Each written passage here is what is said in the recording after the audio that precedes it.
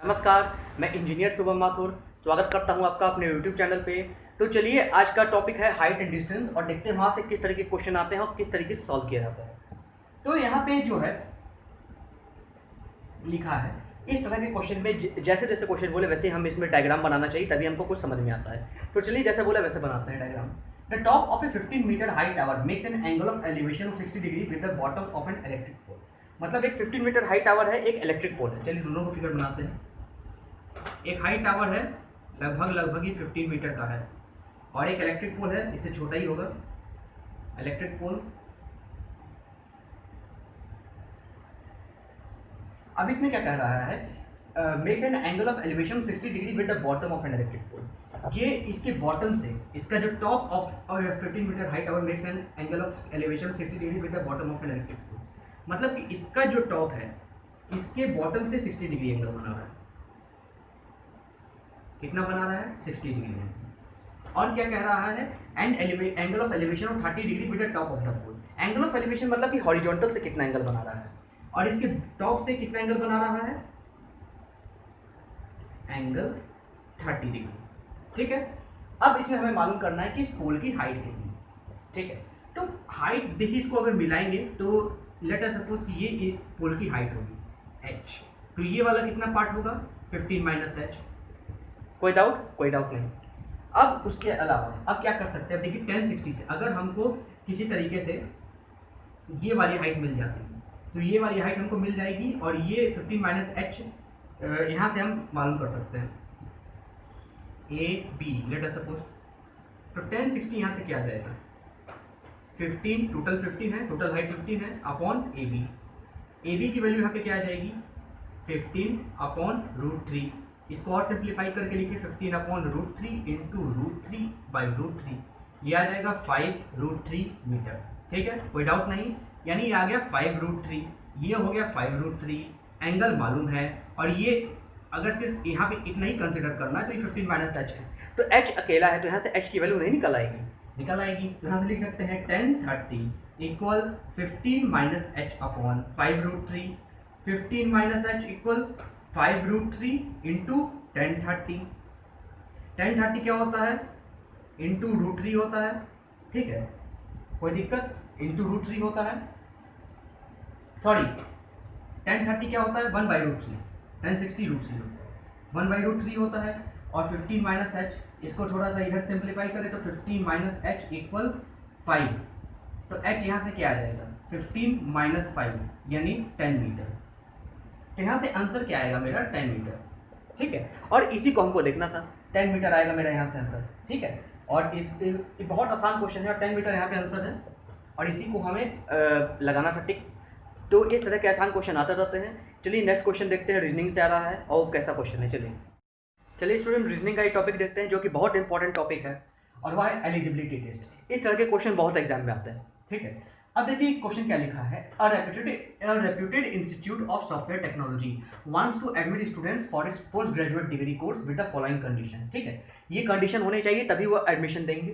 Condition must be, candidate must be, क्या candidate को होना चाहिए first of all, and engineering graduate with minimum 60% mark. उनके पास 60% mark होना चाहिए, जो भी इंजीनियरिंग ग्रेजुएट होना चाहिए, और उनके पास 60% मार्क होना चाहिए। दूसरा, 24 साल से उम्र उनकी ज़्यादा नहीं होनी चाहिए। अगर हम 1 जुलाई 2006 को कैलकुलेट करें तो उनकी एज 24 ईयर से ज़्यादा नहीं होनी चाहिए। तीसरा, विलिंग टू पे donation of ₹50,000 at the time of admission. Admission के समय वो 50,000 रुपये रोकड़ा, 50,000 रुपये कैश डोनेशन दे सकें। ठीक है, और चौथा point, willing to sign a bond for working with institute for at least 2 years after course completion. Course की कंप्लीशन के बाद कम से कम 2 साल वो इंस्टीट्यूट के साथ काम करने के लिए तत्पर हो, ऐसा वो बॉन्ड साइन करें। अगर ये चारों कंडीशन फुलफिल होती है तो उनका एडमिशन हो जाएगा, एलिजिबल हो गई। If candidate satisfy all the condition, ये सारी कंडीशन सेटिस्फाई करते हैं, लेकिन किस किस को छोड़कर वो देखते हैं। अगर ये सारे बी सी डी सेटिस्फाई करते हैं लेकिन ए को सेटिस्फाई नहीं करते हैं, ए एवं but is science graduate with minimum 70% mark, case refer to director of institute. अगर ए को सेटिस्फाई नहीं करते हैं, ठीक है, बाकी सबको सेटिस्फाई करते हैं तो डायरेक्टर ऑफ इंस्टीट्यूट के रेफर हो जाएगा ये केस। अगर ये सी को सेटिस्फाई नहीं करते, बिलिंग अगर डोनेशन नहीं दे पाते हैं, उसके अलावा सब सेटिस्फाई करते हैं, तो उनका केस जो है कोऑर्डिनेटर एडमिशन को रेफर हो जाएगा।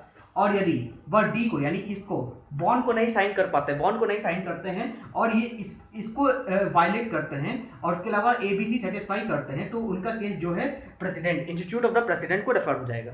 तो अब इसमें क्वेश्चन पूछ रहा है, Naman Chopra is a first class graduate in engineering, his date of birth is 36/1982। उसका केस क्या हुआ? Refer to president, to be selected, refer to the director, refer to coordinator admission और नॉट टू बी सिलेक्टेड। अब जरा ध्यान से देखिए, first class of engineering यानी इसकी परसेंटेज कितनी? 60% से ज़्यादा। ऑब्वियस ये बात है, फर्स्ट क्राइटेरिया फुलफिल किया। सेकंड क्राइटेरिया क्या है? 24 ईयर से ज़्यादा उसकी एज नहीं होनी चाहिए, लेकिन इसका डेट ऑफ बर्थ 1982 है और 2006 के अपेक्षा देखें तो इसका एज क्या हो जाएगा? 2006, 1982, 624, 1082, 24 साल तो है, लेकिन 36 1982 है।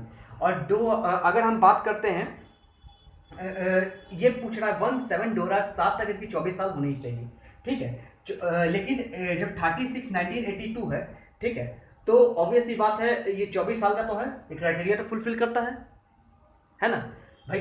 ऑब्वियसली बात है ये जून में ही ये क्राइटेरिया पूरी कर लिया है और 24 साल से ज़्यादा नहीं होना चाहिए, ठीक है। ये जून में ही ये 24 साल का हो चुका है। जून में कितना साल का हो चुका है? 24 साल का। मतलब कि ये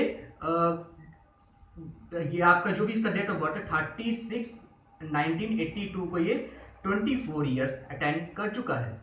लेकिन 17 2006 तक उसके 24, अब 24 ईयर्स अटेंड कर चुका है, तो अब इसका उम्र क्या हो जाएगा? 24 year on the day of 17 2006। तो इस केस में इसका क्या हो जाएगा? 24 ईयर 1 डे, एक दिन ज़्यादा हो गया 24 ईयर से, तो एडमिशन यहाँ पे नहीं होगा, ठीक है। 24 ईयर से एक दिन ज़्यादा, मोर देन 1 डे, तो ये कंडीशन को फुलफिल नहीं करता है। बी को फुलफिल नहीं करता है, ऐसा कोई कंडीशन दिया नहीं है, तो इसका मतलब है कि बी को फुलफिल नहीं करता, बाकी चाहे सारे कंडीशन फुलफिल करेगा, बी को फुलफिल नहीं करेगा तो वह एलिजिबल ही नहीं होगा। तो आंसर क्या होगा? नॉट टू बी सेलेक्टेड, क्योंकि इसका एज एक दिन ज़्यादा आ गया है 24 साल से, यहीं पे फर्क पड़ जाता है। 1/7/2006 तक उसका एज 24 साल से ज़्यादा नहीं होना चाहिए। उसका बर्थडे 30 जून को पड़ गया, 24 साल का हो गया, और 1 जुलाई 2006 को उसका एडमिशन कैंसिल हो गया, सेलेक्ट नहीं हुआ, क्योंकि वो 24 साल से एक दिन ज़्यादा हो गया। बहुत सारे चीज़ मैटर कर जाता है। तो इस तरह के क्वेश्चंस आपके आएंगे और इस तरह से क्वेश्चन आपको लगाने हैं, ठीक है। उम्मीद है कि आपको पसंद आया हो तो मेरे चैनल को सब्सक्राइब कर दीजिएगा, उसके बगल में जो बेल आइकन है उसको प्रेस कर दीजिएगा, ठीक है। और मेरे वीडियो को लाइक कर दीजिएगा, कोई डाउट हो तो कमेंट कीजिएगा, उसको शेयर कर दीजिएगा, जिससे और लोगों तक मेरे ये एप्टीट्यूड का कोर्स पहुंच सके। ये मैं बहुत शॉर्ट ट्रिक बताता हूँ एप्टीट्यूड का कोर्स, जिससे आप लोग को आसानी हो सके सारी चीज़ें सॉल्व करने में। तो उम्मीद है आपको पसंद आया होगा और पूरी तरीके से भयंकर फैला दीजिए इस कोर्स को, जिससे ज़रूरतमंद लोगों को ये सारी चीज़ें मिल सके फ्री ऑफ कॉस्ट। चलिए ठीक है, अगले लेक्चर में मिलते हैं एक नए टॉपिक, एक नए कॉन्सेप्ट के साथ। तब तक के लिए बहुत बहुत धन्यवाद।